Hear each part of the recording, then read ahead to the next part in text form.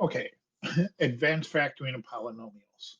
Now, I think I'm going to go through a lot of this should be review. Algebra 2 and Algebra 1, we have done numerous factoring problems, anywhere from a cubic to a quadratic. Let's go over, and by now, you should have this, hopefully, some kind of a guideline sketch in your brains of how this works. The first thing you do when you go to factor something is factor out any common terms. Okay, that's the first thing you check for when you start factoring. For instance, they have an example up here of a common factor. So if we look at this, you look at each term. This is two terms because it's separated by a plus or minus sign. In this term, I have 2x squared. In this term, I have 10x. What is common in both terms? Well, 2 is a factor of 10, so that's common. And then I have two x's here, one x here. So 1x is common in both terms. Now, that leaves me with, if I take that 2x squared, if I take that 2x squared and divide it by 2x, well, the 2's cancel and one of the x's cancel. So that just leaves me with x to the first over 1, or just x. So that's what I have left over, x. And I do the same thing with the 10x. If I take 10x and I divide it by the 2x, well, 2 goes into 10 5 times. X's cancel because there's x to the first on both, and that just leaves me with 5, or positive 5. And that's my answer. Now, a great way to think about this is, well, we undistributed it. Because if we use the distribution property, if I take that 2x times x, I get 2x squared. 2x times positive 5 is positive 10x. So we call this method of factoring with a common factor. A lot of times we call it undistributing, even though that's really not a mathematical term. It makes sense that that's what we're doing. Okay, back to our flowchart. The next thing you do after you factor out any common terms is you decide what type of polynomial do you have. Well, if I have just two terms, like I did here, I had just two terms. Here, I have two terms. I decide, well, what kind of two-term binomial do I have? Do I have a difference of squares? Do I have a sum of cubes? Or do I have a difference of cubes? And our problem here, this is definitely a difference because of the minus sign. So it's either a difference of squares or a difference of cubes. Now, just the exponent 2 should tell you right away, hey, this could be a difference of squares. So I look at my problem up here, and I'm like, ask myself, well, is 4 a perfect square? Well, it is. It's 2 squared. The x is a perfect square because that's being squared. The 9 is also a perfect square. It's 3 squared. And just like we did when we were factoring cubes, I want to put my A and B. Okay, so it's a difference of squares. I need the base A and the base B. So here, my base A is 2 and the x. 2x is being squared. So my A is 2x. My B is 3. So if I follow my formula here, difference of square is equals A plus B times A minus B. So I have A, which is 2x, plus B, which is 3, times A minus B. So A is 2x minus B, which is 3. And there's my factored form of this polynomial. And then a general type trinomial, well, that's just a simple quadratic. So if I look at my flow chart, let's see, 2 terms? No, it's 3 terms. Is it 3 terms? Well, yes. Okay, then I'm going to use the easy diamond problem. And what we mean by diamond is if our coefficient is if the coefficient is a leading coefficient, I should say, if the leading coefficient equals 1, then we can do the simple diamond method. If that leading coefficient is not 1, then we have to use reverse FOIL, guess and check. I like the slide divide method that I showed you back in the factory. And I'm sure we'll run into examples of this during this note lecture. So in this problem, I have a general trinomial with a leading coefficient of 1. So I can do the easy diamond method. All right, diamond method.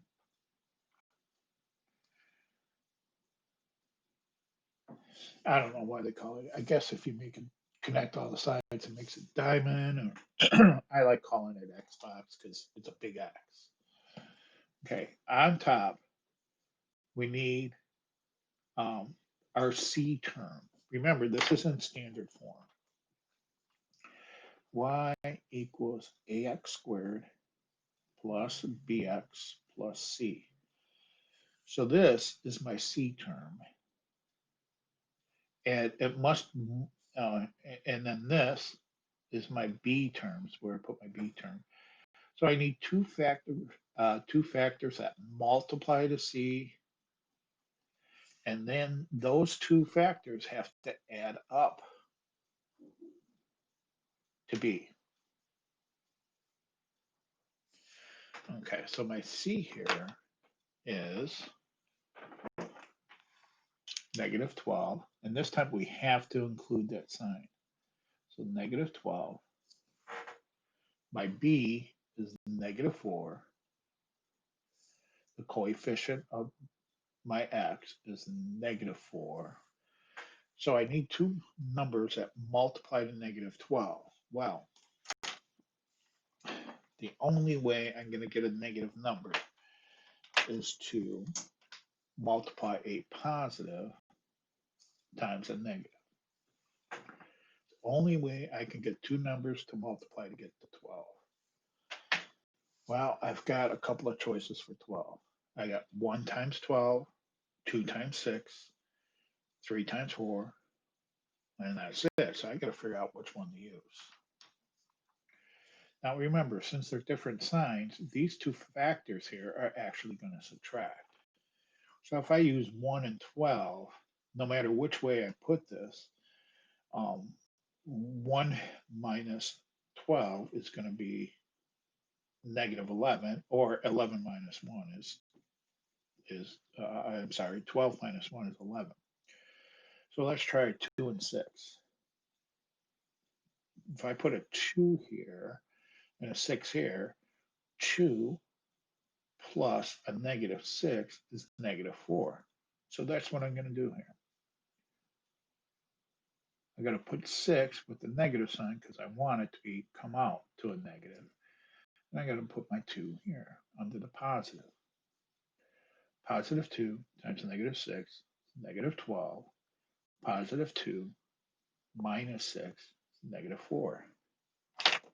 These are my factors. I have x plus 2 and x minus 6. These are my two factors for the product of this trinomial. So by following this flowchart, I was able to factor pretty much anything that comes our way. This gets a little tricky though, when the lead coefficient is not 1. These are the hardest problems to factor. All right, let's look at a couple of examples. Number 1, what kind of problem do I have? Well, it's 2 terms. Well, first of all, can I factor out any common terms? No, there's only x's here and only numbers here. So what type of polynomial do I have? I have 2 terms, so I'm going to follow my flow chart to 2 terms.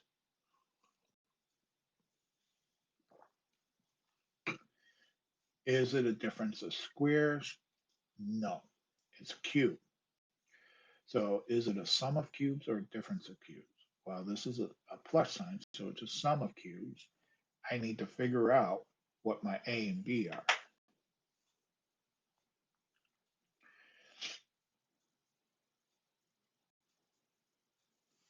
Well, my A is really easy because that's just x being cubed. So the base is x. Now, 27, however, is a perfect cube.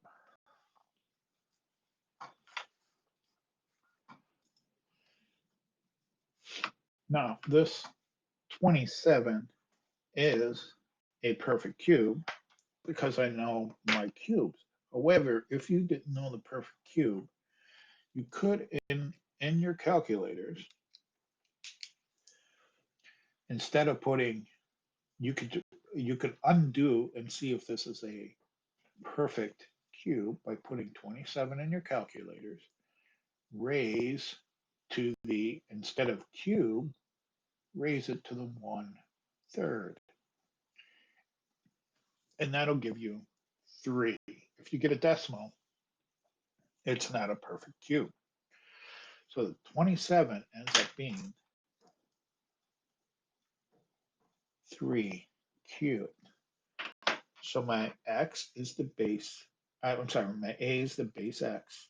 My B equals the base 3. Then we put it in our formula.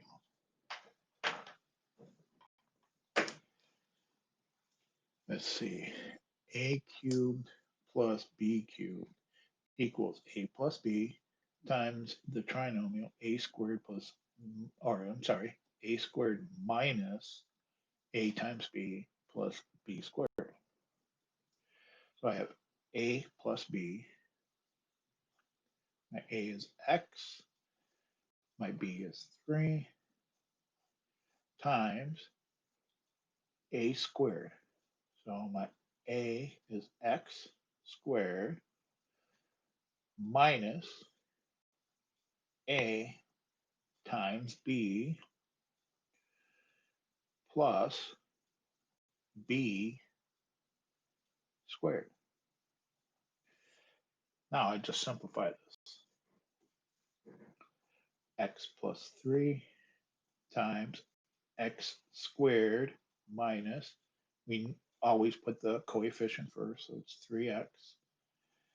And I have 3 squared, which is 9. And there's my answer.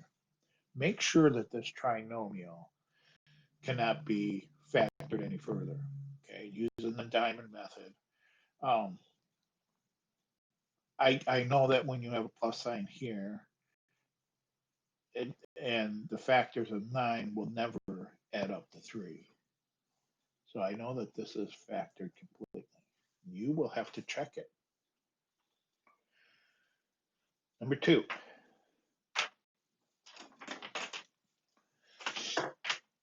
I have 25x to the fourth minus 36. Well, let's see. It's two terms. Is there anything in common? Nope, nothing in common in the 25 and 36. This one had 4x's, this doesn't have any. Let's see, what type of polynomial do I have? I have two terms. Is it a difference of squares? Well, I do have a difference. I know 25 is 5 squared. I know 36 is 6 squared. However, x to the fourth, well, that's not a perfect square. Or is it? I think of this as x squared, and that is actually being squared. So I have x squared squared. Well, that's a perfect square. So my a here is the base 5x squared. And my b is the base 6 squared. So if I put this in our formula up here, I get a plus b. So 5x squared is my a, plus b, which is 6, times a 5x squared minus b, which is 6. Make sure that none of these can be factored out. Let's see, there's no common terms, no common terms. That's not a perfect square, so this is my answer. As far as I can go with factoring that. Okay.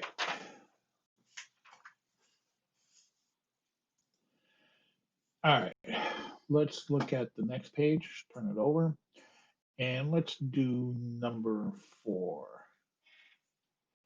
So again, I'm going to be looking at my flow chart.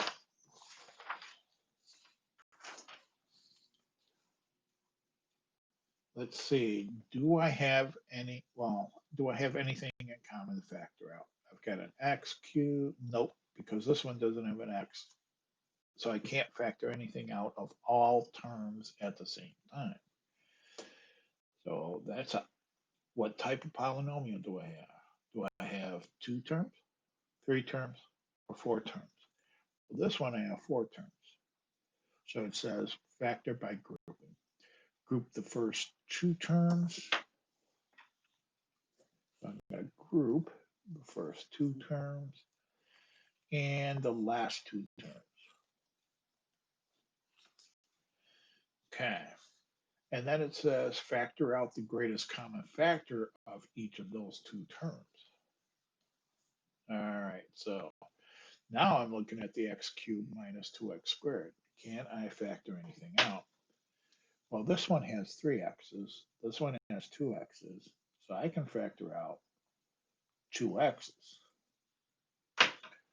And I'm left with, let's see, x cubed divided by 2x squared is x to the first. 2x squared divided by x squared leaves me with a 2. Now looking at the second quantity, I have a 5 and a 10. I can factor out a 5, a positive 5. I have to put the plus in with it. And that gives me, let's see, 5x divided by 5 leaves me an x. Negative 10 divided by positive 5 is negative 2. Notice these have to be exactly the same. And actually what we're doing here is we're going to undistribute the x minus 2. And I'm left with the x squared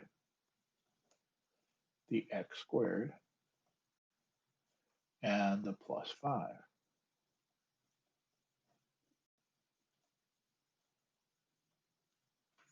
So this is my answer. X minus 2. Make sure this doesn't factor any further, and it can't. X squared plus 5. That's my answer. Whenever you have a um, something with, especially with a higher exponent than 1, make sure you can't factor that.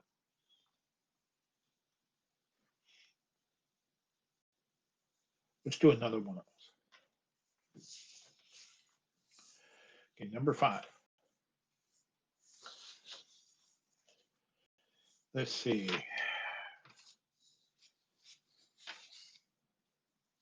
Can I factor out any common factors? I got 2x cubed, 3x squared, 2x, and minus 3. Nope. What type of polynomial do I have? I have 4 terms, so I have to factor by grouping. So I'm going to take the first 2 terms, second 2 terms.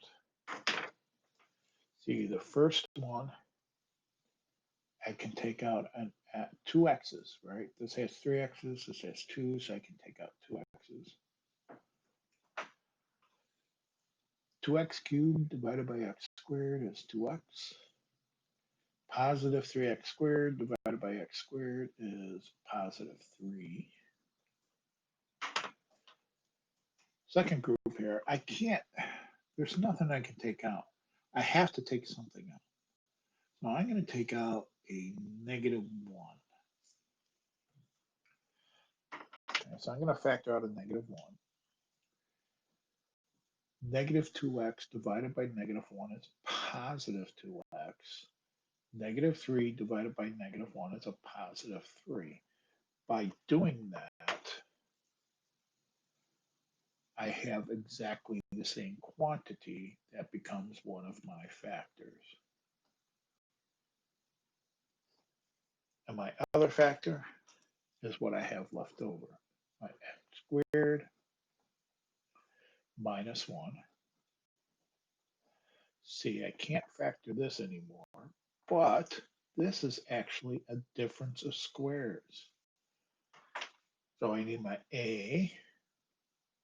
My A is the base x, that's what's being squared. My B is the base 1, 1 is being squared. So this becomes, don't forget your 2x plus 3 here,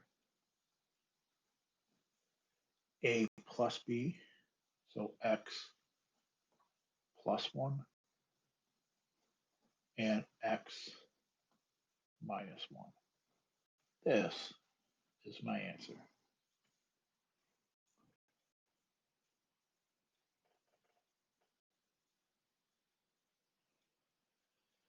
All right, let's do a cubic, and that should get you enough to do your practice worksheet. So get number 9. So here I have a cube. I know 27 is 3 cubed from a previous problem. Here's my x cube. Is 64 a perfect cube? Well, in my calculator, I'm going to put in 64 raised to the 1/3. And lo and behold, it is. It's 4 cubed. So 64 is 4 cubed. So my A is the base 4x. My B is the base 3. If I look at my formula, it says that I have, for difference of cubes, see, difference of cubes, it's A minus B, A squared plus AB plus B squared. So I have A minus B, 4x minus b, 3 times a squared. Now, let's be careful. Let's make sure that you include the number 4x squared. So the 4 has to be squared and the x has to be squared. That's what it says. A squared. My a is 4x, so I have to square 4 and x, plus a times b, a times b plus b squared, 3 squared. And then we have to simplify this. I have my 4x minus 3, 4 squared, 16x squared, 4 times 3 is 12, then I have my x, and then I have 3 squared, which is 9. Give this a quick glance, whether it can be factored anymore, and it can't. So there's my answer. So that should give you enough examples to complete the practice worksheet getting ready for advanced factoring.